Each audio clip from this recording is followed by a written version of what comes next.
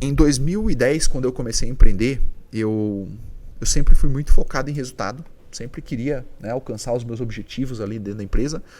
Só que uma coisa é você começar sozinho e querer alcançar o resultado sozinho, outra coisa é você começar a formar time e precisar fazer o desdobramento disso pro time.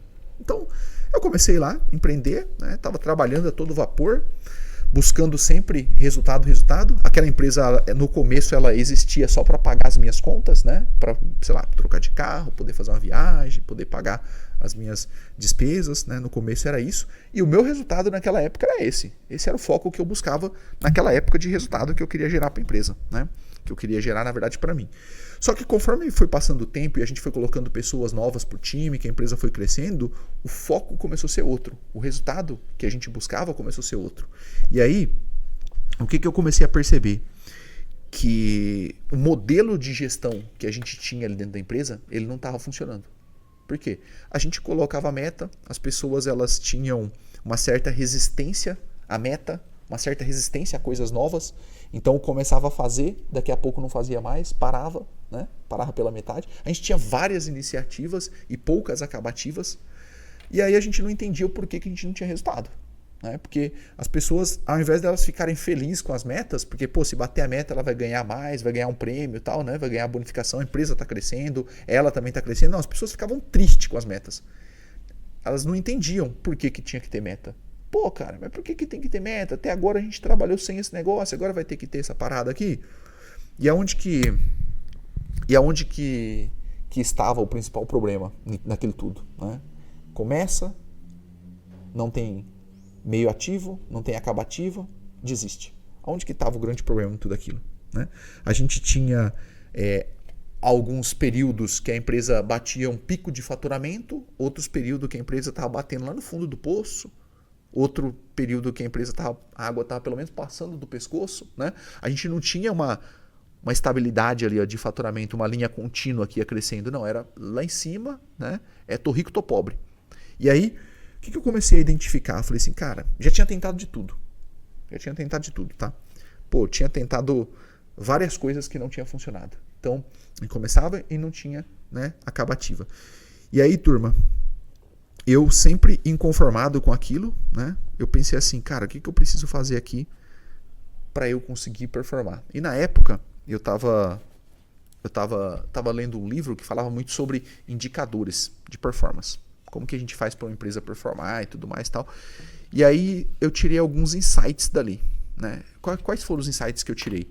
O primeiro, que eu precisava ter uma meta para cada departamento e que eu precisava ter um responsável para cada departamento.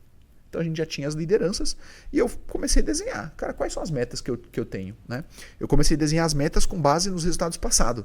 Então, por exemplo, eu ia lá na logística e eu olhava, cara, quantos produtos que foi enviado errado, né? Quantas perdas que a gente teve, quanto extravio que a gente teve no caminho, quanto que a gente teve de prejuízo nos últimos 3 meses. Ah, tivemos X de prejuízo. Cara, nossa meta inicial é reduzir 50% desse prejuízo.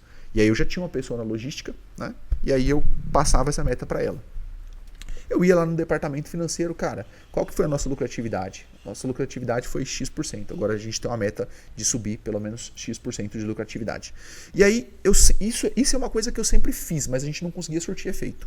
Aí o que eu entendi depois que eu li esse livro? Que a gente precisa ter clareza de quais são as atividades que eu vou fazer para eu conseguir ter aquele resultado. Olha só, vai anotando, tá? Vai anotando. E aí, no caso da logística, então, o que a gente tinha que fazer? A gente tinha que fazer um double check nos itens que a gente estava enviando, porque tinha bastante erro operacional que poderia ser corrigido com o double check. Então a gente foi lá e criou um processo para aquilo. A gente criou um outro processo para a gente conseguir despachar os materiais de uma forma mais automática, e a gente foi melhorando os nossos processos aos pouquinhos. A gente criou algumas iniciativas por cada departamento. Criamos as iniciativas lá dentro do departamento financeiro, que tinha que melhorar a nossa lucratividade, né? Parte dessa lucratividade seria fazer com que o comprador comprasse menos, com que a empresa também tivesse menos material em estoque, e a gente foi conseguindo, né, criar as atividades, as ações para cada área. Turma, qual que foi uma grande sacada que que virou a chave, né? E aqui, ó, eu falei para vocês que eu vou trazer 3 pilares aqui para você conseguir ter uma cultura de resultado. E o primeiro pilar foi, depois que a gente listou todas as metas por todas as áreas, a gente listou quais são as atividades, quais são as iniciativas que todas as áreas iam fazer. E quem era a pessoa responsável por fazer essa iniciativa. E aí, depois que a gente listou isso, o que a gente fez? A gente pegou um quadro bem grande, um quadro azul, e a gente escreveu quadro de metas. E a gente colocou na parede da empresa esse quadro. E todo santo dia, a gente tinha que ir lá naquele quadro e colocar as metas naquele quadro. Então, qual que era a meta do financeiro? Ele ia lá e colocava as iniciativas dele, o que ele fez naquele dia, né? E qual que era o resultado da meta dele. Qual que era a meta da logística? Ela ia lá e colocava naquele quadro, colocava as iniciativas, o que ela fez aquele dia. Depois que a gente começou a fazer isso, começou a deixar aquelas metas tudo à vista, para as pessoas olhar para aquela meta. Todo dia as pessoas estavam olhando para aquela meta. E inclusive eu, que estava no departamento comercial, e eu tinha minhas metas também com o meu time, e eu ia lá e eu era o primeiro a colocar a meta todos os dias, era o primeiro a colocar a meta todos os dias, eu era o primeiro a atualizar a meta. Depois que a gente começou a fazer isso daí, turma, a gente começou a ter uma assertividade melhor com relação às metas. Por quê? Porque estava na parede, tinha uma gestão à vista, sabe? Todos os departamentos tinham meta lá e tinha que ir lá atualizar. E a gente parou de precisar ficar com aquelas metas dentro do computador. Porque antes a gente ficava com a meta na planilha do Excel lá dentro do computador. A gente não estava olhando para aquilo o tempo todo. E como a gente não está olhando o tempo todo, a gente perde de vista. A gente não encontra mais aquilo, a gente esquece daquela meta. Então toda vez a gente colocou um quadro, né, no corredor, toda hora a gente está passando por aquele corredor, a gente olha e vai lá e atualiza. E quando eu via que algum departamento não atualizou sua meta, o que eu fazia? Eu ia lá e cobrava aquele departamento no começo. Cobrava, precisa atualizar lá. E aí a gente começou a ter as pessoas, né, todo mundo atualizando a meta, E aí o que começou a acontecer? Que a gente tinha o primeiro colocado e a gente tinha o último colocado, já que todo mundo agora na empresa tinha meta, né? A meta da empresa, vamos dizer assim, a meta da empresa era uma meta que levava a empresa para a visão dela, para onde que ela quer chegar, e tinha todo um desdobramento dessa meta por departamento, que é onde a gente tinha as iniciativas de cada pessoa, que se todo mundo fizesse aquilo, a empresa ia chegar naquela visão dela, né? Só que aí tinha gente que estava lá no top 1, e tinha gente que estava lá, né, na última posição na meta. E aí o RH falava para mim assim, pô, Luciano, tem que tomar cuidado para não expor as pessoas, porque, cara, se a gente expor as pessoas aqui vai ficar uma situação chata, né? E olha só, tudo depende do jeito que a gente vende as coisas, né? Porque como que eu vendia? A pessoa que estiver por último, ela está precisando de ajuda. Então, você que está trabalhando do lado dessa pessoa, cara, ajuda ela. O que você pode fazer para que ela possa subir no ranking também? Vamos criar uma cultura de colaboração aqui na empresa, né? E aí, turma, a gente foi construindo, né, essas metas aos poucos, todo dia atualizando, até que isso virou um hábito.